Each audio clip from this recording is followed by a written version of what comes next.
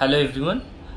Today I thought I gonna discuss with you a basic concept about fixed charges in our electricity bills, basically for the domestic consumers. Because most of us in our homes we pay the electricity bills, the utility bills from any of the discoms. We either fall.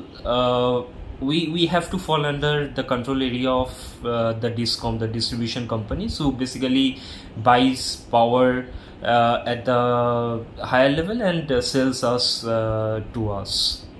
So we are one of the basic income sources for the discom companies, along with many other categories of buyers, which are the industrial sources, the industrial buyers, and other customers who are basically maybe connected at the 11 kV system or the 33 kV system or the higher voltage kV systems.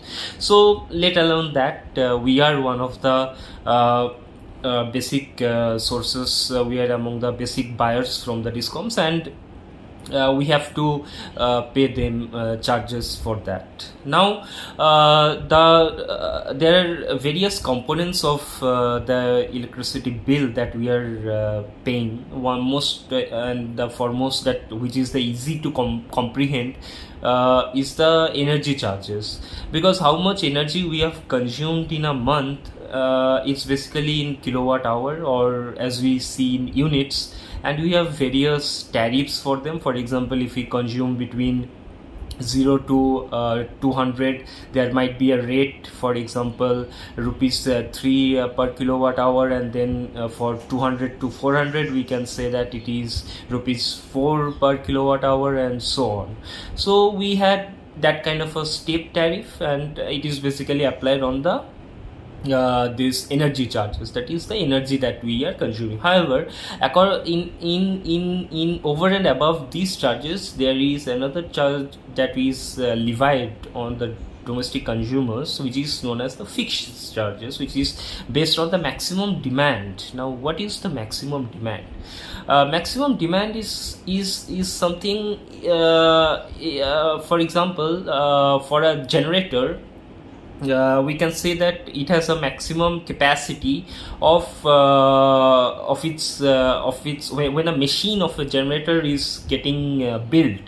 It can be generally it is decided at that time that what its maximum capacity is to generate electricity, say a 100 kilowatt generator, or a 1 megawatt generator, or a 500 megawatt generator in case of large thermal generators, coal fired generators.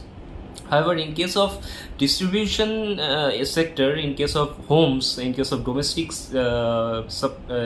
consumers, we cannot define any kind of a fixed load for that, because electricity is kind of a plug and play kind of a thing, that anything we plug into the system, and electricity has to be flown to it. So for example, if we plug in a 2 kilowatt system, our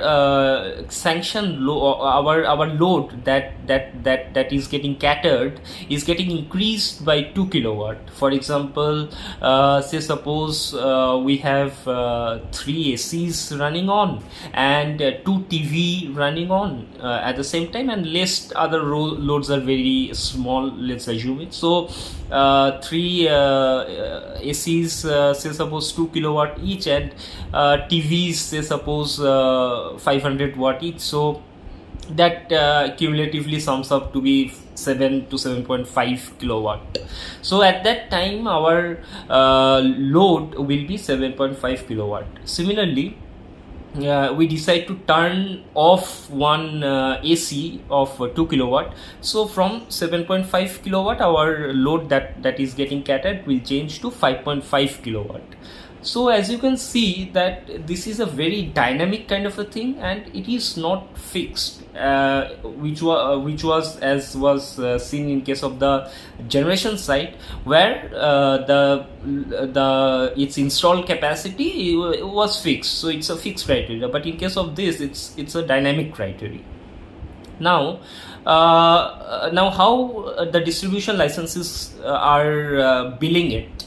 Now, today I actually had an opportunity to deep dive into this thing and see that in one of the distribution licenses, they are actually billing it by taking the average of any 4 months, the load that was being catered for any 4 months in the previous financial year, and that is the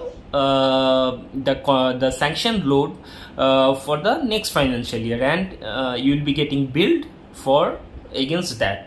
For example, your maximum demand during the previous financial year for 4 consecutive months was, say, any 4, say it was 1, 2, 3 and 4, where your maximum demands in kilowatt.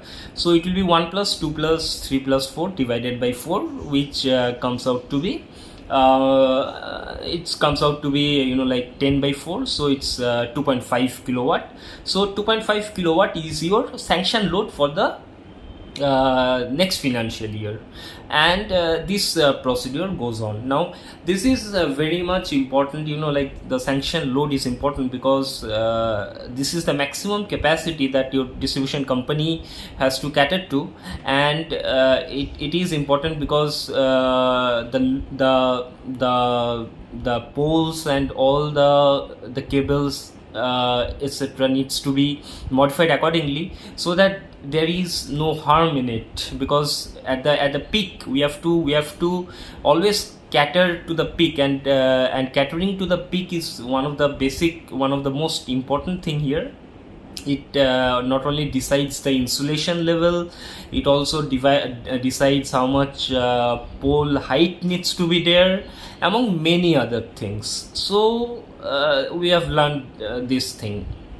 Now my basic understanding of the fact is this. My basic question is here, that instead of making it of a previous financial year data, can we just not make it a bit more dynamic and say that, okay, let's make it a rolling basis, make it like in each customers, in each month we have the record of the previous 4 months averaged out maximum demand that is getting reflected in this month's bill, and accordingly we decide that, okay, in this month we will not switch on many appliances at the same time. So as a precautionary measure, so that our bill doesn't get affected, we do not have to pay much. And on the other side, the distribution company also is in a good position, say, okay, I am in a good situation and the customer is behaving good, and he is not switching on many appliances at the same time. So what do you say, guys? Is this a good solution than what is in the existing procedure? Please do let me know in the comments below, and if you like my video, please don't forget to like subscribe the video and like it. Thank you so much, and please leave your comments for any videos that you want me to make on any topic. I'll be really glad to do it. Thank you.